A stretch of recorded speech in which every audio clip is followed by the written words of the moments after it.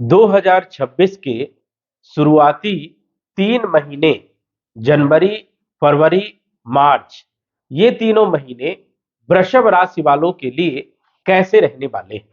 वर्ष की शुरुआत कैसी रहने वाली है? इन तीनों महीनों में कौन कौन से ग्रहों का राशि परिवर्तन होगा? ग्रहों के राशि परिवर्तन से कौन कौन से क्षेत्रों में क्या क्या बदलाव देखने को मिलेगा? हम बात करेंगे आपके संपूर्ण क्षेत्रों के बारे में, ए टू जेड सभी क्षेत्रों के बारे में। आइए जानते हैं।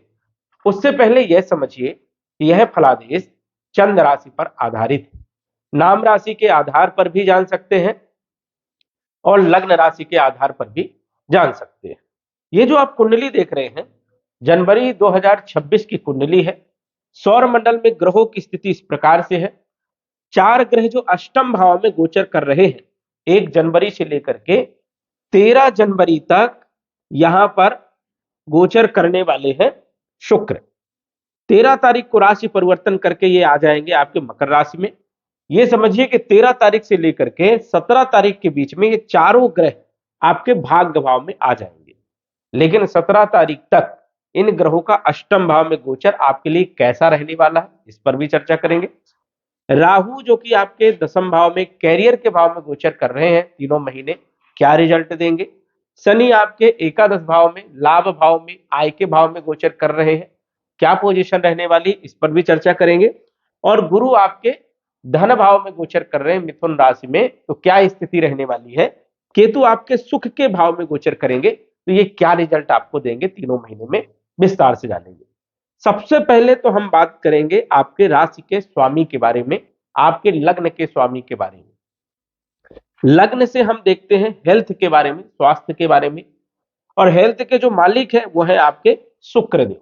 शुक्र के पास 2 राशियां हैं, 2 नंबर वृषभ राशि और 7 नंबर तुला राशि, ये दोनों के स्वामी हैं। गोचर कर रहे हैं अष्टम भाव में विपरीत परिवर्तन राजयोग बना करके, लक्ष्मी नारायण राजयोग बना करके, दो दो राजयोग बना करके शुक्र का गोचर हो रहा है। ये एक अच्छी स्थिति है। और अष्टम भाव में शुक्र वैसे भी जो है कोई ज्यादा खराब परिणाम नहीं देते।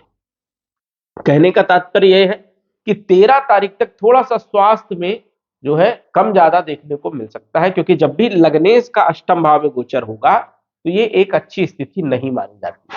हालांकि मेजर नहीं है, लेकिन फिर भी आपको थोड़ा स्वास्थ्य पर ध्यान रखना है। 13 तारीख को शुक्र का जब राशि परिवर्तन हो जाएगा और शुक्र जो है आपके भाग्य भाव में आएंगे, तो यहां पर भी केंद्र त्रिकोण राजयोग बनेगा और लक्ष्मी नारायण राजयोग बनेगा। हालांकि यहां पर भी राजयोग बन रहा है, विपरीत परिवर्तन राजयोग बन रहा है और लक्ष्मी नारायण राजयोग बन रहा है, लेकिन इन राजयोगों का कोई मतलब नहीं रहेगा, कोई खास लाभ देखने को नहीं मिलेगा। 13 तारीख को जब शुक्र आपके भाग्य भाव में आएंगे तो हर क्षेत्र में आपको सक्सेस मिलेगी। हेल्थ आपकी बहुत अच्छी रहेगी, कॉन्फिडेंस भी आपका बहुत अच्छा रहने वाला है। तो यहां पर एक अच्छी सिचुएशन आपको मिलने वाली है 13 जनवरी के बाद। छठे भाव के मालिक हैं और यहां से हम देखते हैं रोग के बारे में, ऋण के बारे में, शत्रुओं के बारे में, कंपटीशन के बारे में, नौकरी के बारे में। तो यहाँ की भी स्थिति यदि हम देखें तो बेहतर तभी होगी जब शुक्र यहां पर आएंगे। यहां पर भी कुछ छोटे मोटे लाभ आपको जरूर होंगे, लेकिन विशेष लाभ आपको 13 तारीख के बाद होगा, जो कि रोगों को दूर करेंगे, ऋणों को समाप्त करेंगे, कंपटीशन में सफलता और नई नौकरी के लिए अच्छी स्थिति को बनाने का काम शुक्र करेंगे। धन के जो मालिक है वो है बुध देव, क्योंकि यहां पर 3 नंबर लिखा है मिथुन राशि और 6 नंबर भी बुध की ही राशि है। बुध जो है धन के भी मालिक है और संतान के, सुत के भी मालिक है। गोचर कहां कर रहे हैं? गोचर कर रहे हैं अष्टम भाव में। बुध का गोचर भी अष्टम भाव में अच्छा नहीं माना जाता है। हालांकि यहाँ पर बुध और शुक्र दोनों लक्ष्मी नारायण राजयोग बना रहे हैं और बुध और गुरु का राशि परिवर्तन राजयोग है। राजयोग तो बहुत है, लेकिन इन राजयोगों का विशेष लाभ आपको उतना ज्यादा नहीं मिल पाएगा। 17 तारीख तक बुध जो है अष्टम भाव में गोचर करेंगे और राशि परिवर्तन राजयोग है, तो धन के लिए अच्छा है, क्योंकि गुरु के घर में जो है बुध और बुध के घर में गुरु की स्थिति बेहद लाभकारी मानी जाती है। धन के स्रोत पैदा होंगे, धन में कोई दिक्कत नहीं है, आय के माध्यम आपके बने रहेंगे, कुटुंब परिवार की स्थिति भी बढ़िया रहेगी, घूमने भागने भी कहीं ना कहीं आप जा सकते हैं, जिसमें आपको सुख प्राप्त होगा। वही संतान के लिए यदि हम देखें तो संतान की स्थिति के लिए भी समय ठीक है। लव लाइफ के लिए भी स्थिति यहाँ पर कोई ज्यादा खराब वाली स्थिति नहीं है, फाइनेंशियल स्थिति भी बढ़िया रहेगी।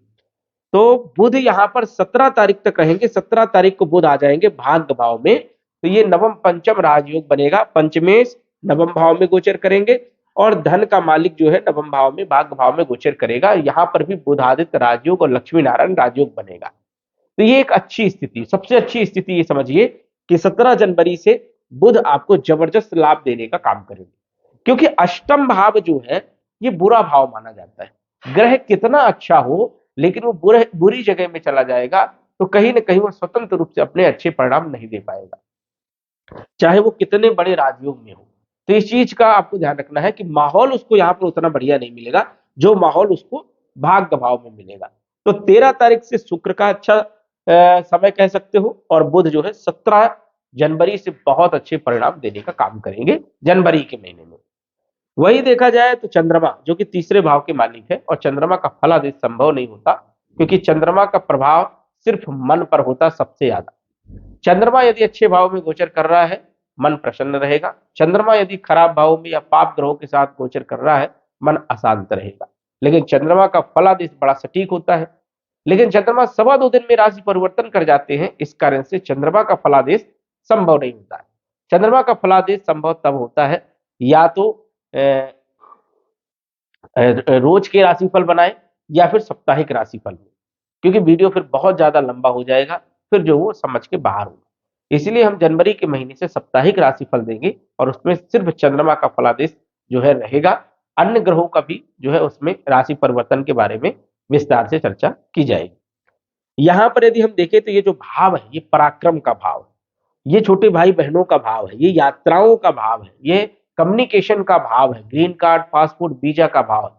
यहां पर यदि हम ग्रहों के प्रभाव के बारे में बात करें तो 13 तारीख से लेकर के 17 तारीख तक जब ग्रह भाग्य भाव में आएंगे तो यहां से पूर्ण दृष्टि तीसरे भाव में डालेंगे, तो इन क्षेत्रों में आपको जो है सक्सेस मिलेगी, इन क्षेत्रों से लाभ मिलेगा, कहीं ना कहीं स्थिति बेहतर होगी। तो इस प्रकार से आपको समझना है। चौथे भाव के मालिक है सूर्य, और सूर्य गोचर कर रहे हैं अष्टम भाव में जो कि अच्छे नहीं माने जाते। अब सूर्य 14 जनवरी तक अष्टम भाव में गोचर करेंगे, 1 जनवरी से 14 जनवरी तक। चौथा भाव जो होता है ये होता है भूमि का, भवन का, प्रॉपर्टी का, मकान का, वाहन का, माता के स्वास्थ्य का और सुखों का। अष्टम भाव में सूर्य अच्छे परिणाम नहीं देते हैं, तो इन क्षेत्रों से कहीं ना कहीं जो है परेशानियां उत्पन्न होगी। प्रॉपर्टी खरीदने जाओगे बात नहीं बनेगी, डिले होगा, प्रॉपर्टी बेचने जाओगे वहां पर भी बात नहीं बन पाएगी। यदि आप वाहन खरीदने जा रहे हो तो वहां पर भी जो है डिले हो सकता है या कोई परेशानी आ सकती है। माता के स्वास्थ्य को लेकर के भी चिंता देखने को मिल सकती है और कहीं ना कहीं थोड़ी सी परेशानियां भी देखने को मिल सकती है। लेकिन 14 तारीख को जनवरी में जब सूर्य आपके भाग्य भाव में आ जाएंगे, अच्छी स्थिति यहाँ पर बन जाएगी, क्लियर हो जाएगी, और भूमि वन प्रॉपर्टी से जुड़े हुए काम भी आपके बनने लगेंगे, माता का स्वास्थ्य भी बेहतर होगा और मानसिक शांति रहेगी। साथ ही साथ जो है जनता का सपोर्ट भी मिलेगा यदि आप राजनीति में है और सरकारी क्षेत्र में है या ठेकेदार से जुड़े हुए ठेकेदारी से जुड़े हुए कोई काम कर रहे हैं तो उसमें भी आपको लाभ मिलेगा। तो ध्यान रखना है 14 जनवरी से सूर्य की स्थिति जो सरकारी क्षेत्रों के लिए, राजनीति के लिए और जो बहुत ज्यादा परेशान चल रहे थे, जैसे बॉडी पेन हो रहा था या सर्वाइकल की प्रॉब्लम थी, उन लोगों के लिए भी राहत वाली खबर रहेगी। आगे बढ़े, केतु। केतु सूर्य यदि खराब स्थिति में है तो केतु के भी खराब परिणाम देखने को मिलेंगे, सूर्य के प्रभावों को बढ़ाने का काम करेंगे। तो यही है कि सूर्य जब आ जाएंगे 14 जनवरी को भाग्य भाव में तो केतु अपने आप अच्छे परिणाम देना प्रारंभ कर देंगे। बुध आपके पंचमेश है जो कि हमने बताया, और धनेश भी है, इनकी स्थिति 17 जनवरी के बाद बढ़िया है, जो कि शिक्षा, संतान और लॉ लाइफ के लिए बढ़िया रहने वाले हैं। इसके बाद मंगल। मंगल आपके सप्तम के भी मालिक है और मंगल आपके 12वें के भी मालिक है, 2 राशियां मंगल के पास है और मंगल गोचर कर रहे हैं अष्टम भाव में, विपरीत परिवर्तन राजयोग बना करके। हालांकि वृषभ लग्न की कुंडली में मंगल मारक माना जाता है और अष्टम भाव में मंगल का गोचर अच्छा नहीं माना जाता है, लेकिन विपरीत परिवर्तन राजयोग में है तो इस कारण से सम परिणाम मिलेंगे, कुछ अच्छे भी और कुछ बुरे भी। वैवाहिक जीवन के लिए थोड़ी चिंता वाली बात है, कहा सुनी हो सकती है, मन अशांत हो सकता है, पति पत्नी में टकराव हो सकता है, पार्टनरशिप को लेकर के भी कहीं ना कहीं थोड़ा सा मन अशांति हो सकता है, व्यापार को लेकर के भी थोड़ा सा चिंता बनी रहेगी, विदेश की यात्राओं के लिए समय बढ़िया है, विदेश की यात्रा कर सकते हो और एक्सपोर्ट इंपोर्ट का यदि आप काम करते हैं तो उसमें भी आपको सक्सेस मिलेगी। लेकिन ये मंगल 16 जनवरी को आ जाएंगे भाग्य भाव में और उच्च राशि में गोचर करेंगे, केंद्र त्रिकोण राजयोग बना करके सबसे अच्छी स्थिति मंगल की यहां पर होगी 16 तारीख से। अब 16 तारीख से मंगल क्या लाभ देंगे? विवाह के लिए बहुत अच्छे हैं, वैवाहिक जीवन के लिए और व्यापार के लिए तो सबसे बढ़िया रहेंगे, क्योंकि केंद्र त्रिकोण राजयोग बना रहे हैं। दैनिक आय में वृद्धि भी करेंगे, पार्टनरशिप को भी मजबूत करेंगे और विदेश की यात्राओं में सफलता मिलेगी। या विदेश में रह रहे लोगों के लिए भी समय बेहतर होगा, आने वाला जो समय है वो बढ़िया रहेगा और छोटी मोटी यात्राओं में भी आपको लाभ मिलेगा। तो मंगल आपको सबसे अच्छे परिणाम 16 जनवरी से देने का काम करेंगे। अब ये चारों ग्रह जो है ये समझिए कि 13 जनवरी से 17 जनवरी के बीच में भाग्य भाव में आएंगे, तभी से आपका जो है सबसे अच्छा समय प्रारंभ हो जाएगा। और यहां पर ये ग्रह आएंगे तो यहां पर भी राजयोग ही बनने वाले हैं, लक्ष्मी नारायण राजयोग, बुधादित्य राजयोग, केंद्र त्रिकोण राजयोग, ये तीनों राजयोग यहां पर भी बनने वाले हैं। एक अच्छी स्थिति जो है वो आपकी 13 जनवरी से 17 जनवरी के बाद जो है बन रही है। इसके बाद यदि हम बात करें गुरु, जो कि अष्टमेश है और लाभेश है, एकादश भाव के भी मालिक है, कहां गोचर कर रहे हैं? धन भाव में।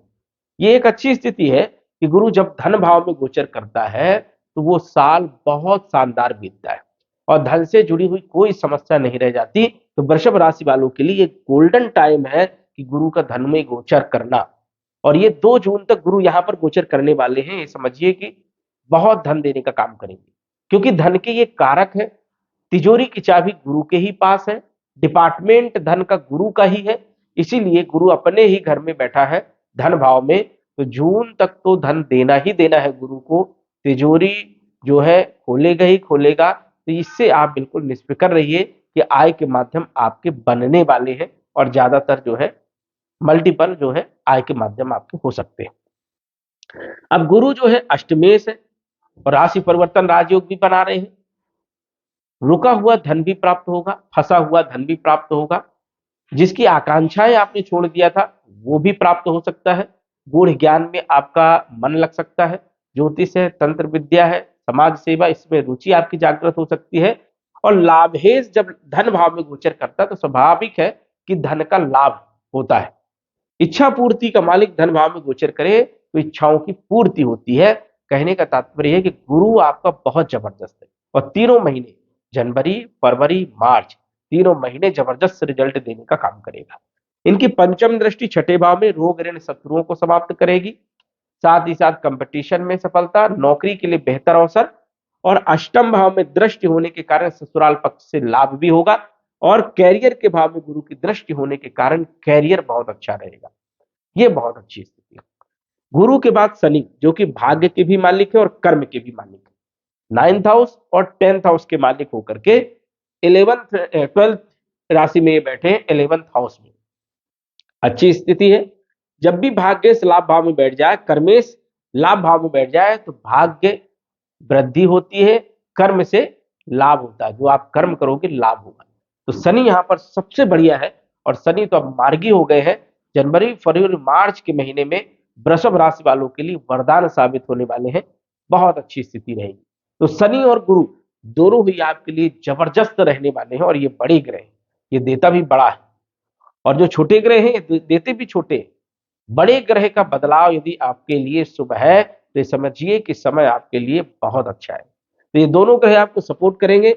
राहु दशम भाव में बैठ करके बड़ी अपॉर्चुनिटी देने का काम करते हैं, राजनीति में भी सफलता देते हैं, सरकारी क्षेत्रों में भी लाभ देते हैं, जनता का सपोर्ट भी मिलता है और कर्म के क्षेत्र में भी बहुत ऊंचाइयों तक पहुंचाने का काम करते हैं। सडल जो आपने कभी सोचा नहीं वो स्थिति यहाँ पर बना देते हैं। तो एक अच्छी स्थिति है। राहु यहाँ पर राजनीति कारक माने जाते हैं, राहु का भी अच्छा सपोर्ट आपको रहने वाला है। कुल मिलाकर के जनवरी का जो महीना है, आधे जनवरी के बाद आपकी जो स्थिति है वो बेहतर है। ये समझिए 13 जनवरी से लेकर 17 जनवरी के बाद की जो स्थिति है बहुत टॉप की है। सफलता आपको जरूर मिलेगी, कई राजयोग भी बन रहे हैं। लेकिन क्या फरवरी और मार्च भी अच्छा रहेगा, वो भी देख लेते हैं। सूर्य 13 तारीख को दसम भाव में आ जाएंगे।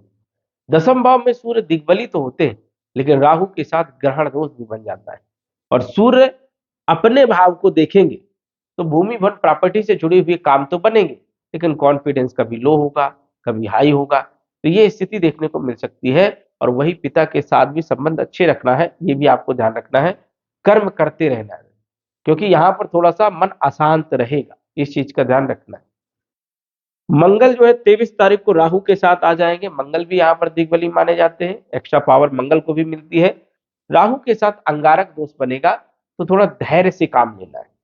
कैरियर में उग्रता नहीं आने देना है, इस चीज का ध्यान रखना है। शांति से जो है आपको काम करना है, अन्यथा कैरियर में गलत डिसीजन हो सकते हैं, किसी के साथ विवाद हो सकता है, नौकरी को लेकर के कुछ परेशानियां देखने को मिल सकती है। तो 23 फरवरी से लेकर के पूरे मार्च के महीने तक मंगल की स्थिति आपके लिए उतनी बढ़िया नहीं है।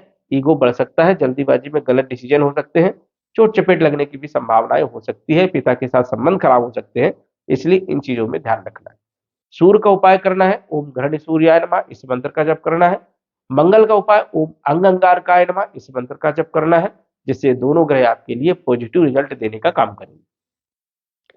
3 तारीख को बुध भी आ जाएंगे आपके दसम भाव में।